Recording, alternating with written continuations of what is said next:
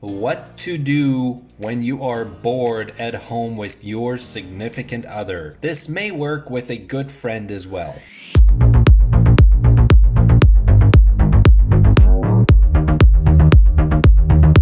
Welcome back to another Redditainment episode of our Fun Friday series. It's officially the weekend, and while you may know what's planned for today, save this video for the future because there will be a time when you are going to be at home, bored, don't know what to do, and this may just help you out. I found this thread on Reddit titled, "What are some fun things to do around with your significant other at home that isn't sex?" So let's dig in. First comment has over 5,000 upvotes and it says, do the 36-ish questions that make you fall in love. I think you can find the list on the New York Times or anywhere online probably now. I gotta say, I've personally not heard of this list, but a commenter follows up and is kind enough to lay out all the questions in that list. As always, I'll link the post in the description, so if you'd like to refer back to this list or maybe save it for yourself, you'll find it down below. But here goes. For the lazy, here are all the questions in order. First one is, given the choice of anyone in the world, whom would you want as a dinner guest? Second question is, would you like to be famous, and in what way? Just skimming through some of these questions, I like that they are curious questions, not just the standard, what kind of food do you like? What do you like to do as a hobby? I mean, these are questions that actually make you think and might reveal how the other person thinks, which can be good if you're getting to know the person. I think even if you've known the person for a while,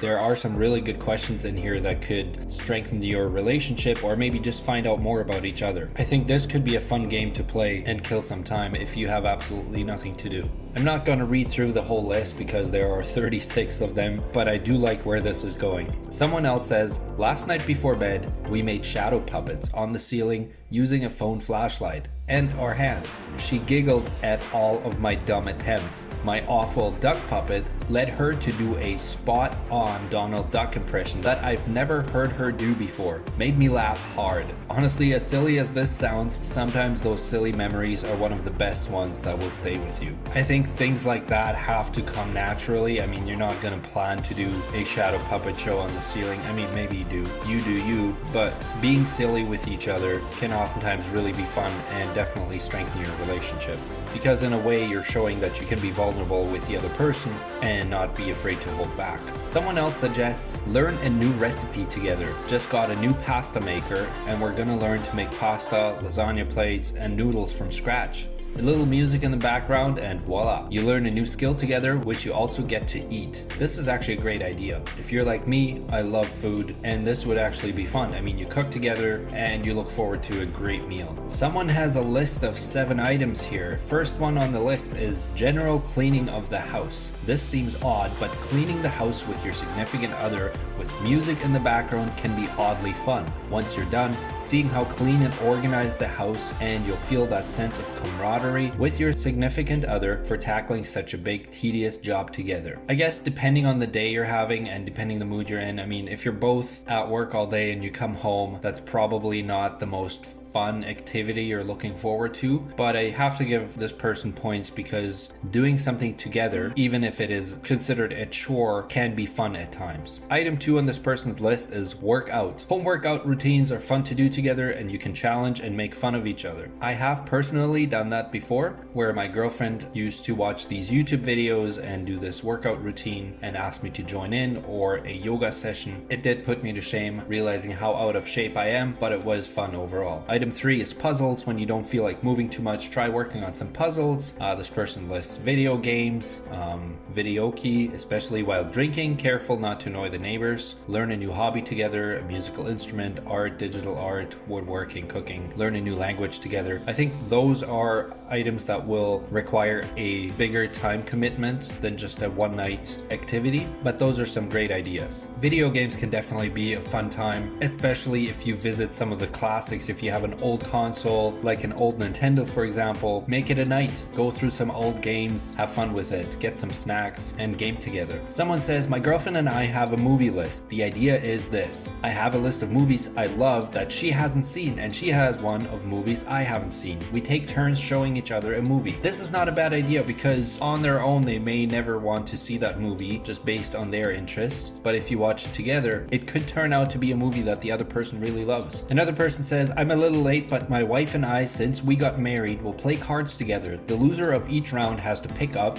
/ clean 10 things. At the end, we've played some games together, but also got a lot of cleaning done. This is not a bad idea. I mean, especially if you have chores and you don't want to spend the entire evening just cleaning or doing those chores, you integrate a game into those chores and make it a little more fun. Someone else says, if your significant other is willing, a puzzle is really entertaining. Double fun if you throw a little alcohol into the mix. That's actually true. I mean, if you just think about it, the idea of puzzling may not seem overly appealing, but once you get into it, it can actually be really fun. Looking for a missing piece or completing a section on your own that makes you feel accomplished. And as the person says, double the fun if you throw a little alcohol into the mix. I think that goes with any activity. I mean, mix and match as you please. Whether it's puzzling or a board game or card games, I mean, you can also just make it a night going out to Walmart or a local store and pick out a game together. That in itself can be an activity, and then when you get home you actually play that game, so the whole night is basically taken care of and you've had some fun with your significant other. Someone says, look at old photos.